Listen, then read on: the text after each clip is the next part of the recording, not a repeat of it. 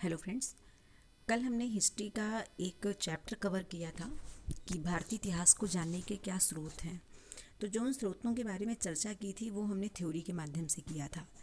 तो हिस्ट्री के जितने भी चैप्टर्स हैं उन चैप्टर्स में पहले हम लोग उसको थ्योरेटिकल फॉर्म में देखेंगे और इसके बाद उसको देखेंगे फिगर के माध्यम से, जिसमें अगर इंडियन हिस्ट्री पढ़ रहे हैं तो उसमें बहुत सारी ऐसी डायनेस्टी हैं जिसमें आपको मैप के थ्रू समझना होगा। तो कल हम लोगों ने जो कुछ भी पढ़ा था प्राचीन भारतीय इतिहास के जो भी स्रोत थे उनके बारे में जानने की आज हमारे पास एक पूरी क्रोनोलॉजी है, उसके माध्यम से हम लोग समझेंगे। तो आइए शुरू करते हैं। प्राचीन इतिहास के स्रोत, तो उसमें भी मैंने बताया था और यहाँ भी बात कर रहे हैं कि इसको हम लोग बेसिकली दो भागों में बांटते हैं, लेकिन यहाँ पर इसको हम डिवाइड कर रहे हैं तीन पार्ट में। पहला साहित्यिक साक्ष्य है और दूसरा है पुरातात्विक साक्ष्य। साहित्यिक साक्ष्य में भी एक देशी हो सकता है और एक विदेशी हो सकता है, यानी इसको आप इस तरीके से भी समझ सकते हो कि साहित्यिक साक्ष्य जो हैं वो दो प्रकार के हो सकते हैं, एक देशी और दूसरा विदेशी। और अगर आप देशी विदेशी के थ्रू इसको डिवाइड नहीं करते हो तो जनरली इसको हमने तीन पार्ट में डिवाइड कर दिया है।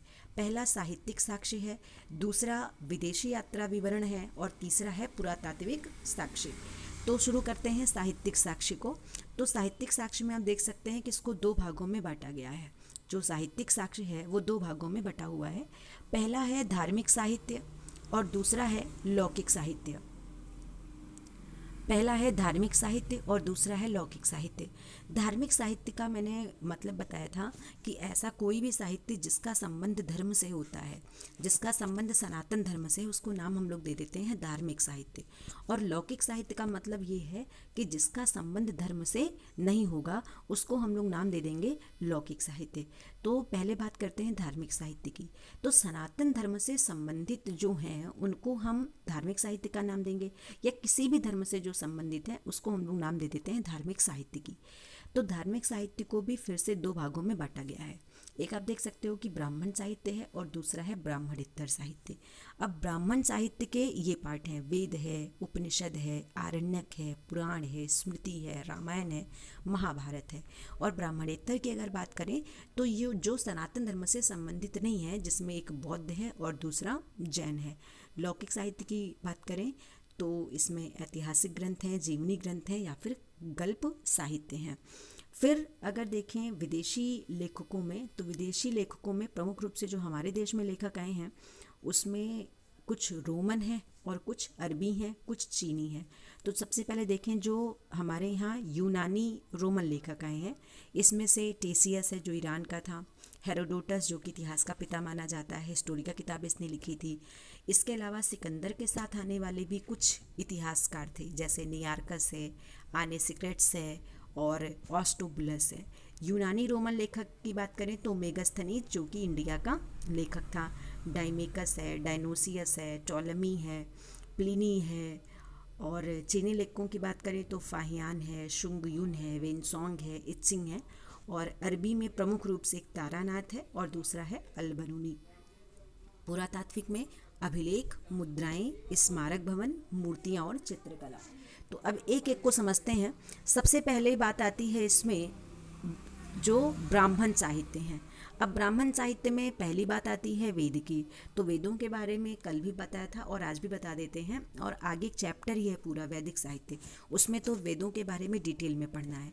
तो वेदों की जो संख्या मानी जाती है वो मानी जाती है 4, और इनका जो सीक्वेंस होता है वो होता है ये: ऋग्वेद, यजुर्वेद, सामवेद और अथर्ववेद। इसमें जो सबसे पहला वेद है उसका नाम है ऋग्वेद।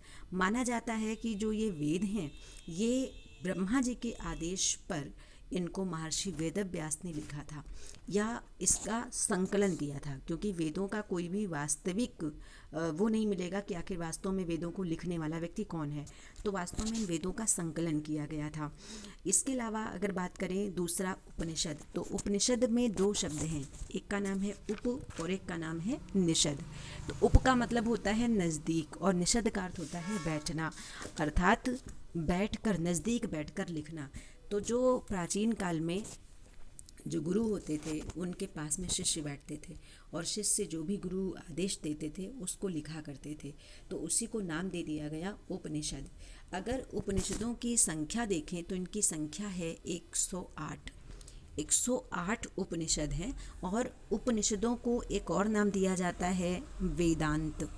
वेदांत की संज्ञा भी इनको दी जाती है। एक शब्द है वेदांत और एक शब्द है वेदांग। तो वेदांत का मतलब होता है उपनिषद और वेदांग अलग चीज़ होती है, जिनकी संख्या होती है 6। तो उपनिषद की संख्या हो जाती है 108। इसमें आत्मा ब्रह्मा के बीच में जो संबंध है, ये सारी चीज़ें इसमें बताई जाती हैं। और एक बहुत ही इम्पॉर्टेंट स्टेटमेंट है सत्यमेव जयते। ये कई बार पूछा जाता है कि सत्यमेव जयते किस उपनिषद से लिया गया था। तो आपको बता दें कि सत्यमेव जयते जो लिया गया था वो लिया गया था मुंडकोपनिषद से। कई बार प्रश्न पूछा गया है कि सत्यमेव जयते किससे लिया गया, तो ये लिया गया था मुंडकोपनिषद से। इसके बाद बात आती है आरण्य की। आरण्य का मतलब होता है जंगल। तो ऐसे ग्रंथ जो जंगलों में लिखे गए उनको नाम दे दिया गया आरण्यक। तो अगर आरण्यक की संख्या है तो इनकी संख्या की बात करें तो इनकी संख्या भी मानी जाती है 6, यानी जो आरण्यक हैं वो भी 6 थे। इसके अलावा बात आती है पुराण की। तो पुराणों के बारे में डिटेल में बताया था। 18 पुराण है और इसमें जो सबसे पुराना पुराण है उसका नाम है मत्स्य पुराण। फिर स्मृतियों के बारे में भी बताया था मैंने। जो सबसे पुरानी स्मृति मानी जाती है वो मानी जाती है मनुस्मृति। इसके अलावा नारद स्मृति का भी नाम मिलता है। फिर रामायण और महाभारत। रामायण को चतुर्विंशति सहस्त्र संहिता के नाम से जानते हैं और महाभारत को शत सहस्त्र संहिता या जय संहिता के नाम से भी जाना जाता है। बौद्ध ग्रंथ में जो प्रमुख रूप से था उसका नाम था त्रिपिटक और जैन ग्रंथ में जो था उसको नाम दिया गया था आगम। फिर कुछ ऐतिहासिक ग्रंथ हैं, जीवनी ग्रंथ हैं और गल्प साहित्य हैं। तो आगे जैसे जैसे हम लोग हिस्ट्री पढ़ते जाएंगे वैसे वैसे ये सारी चीज़ें आएंगी और इसको हम लोग डिटेल में देखेंगे कि आखिर ये चीज़ें क्या हैं।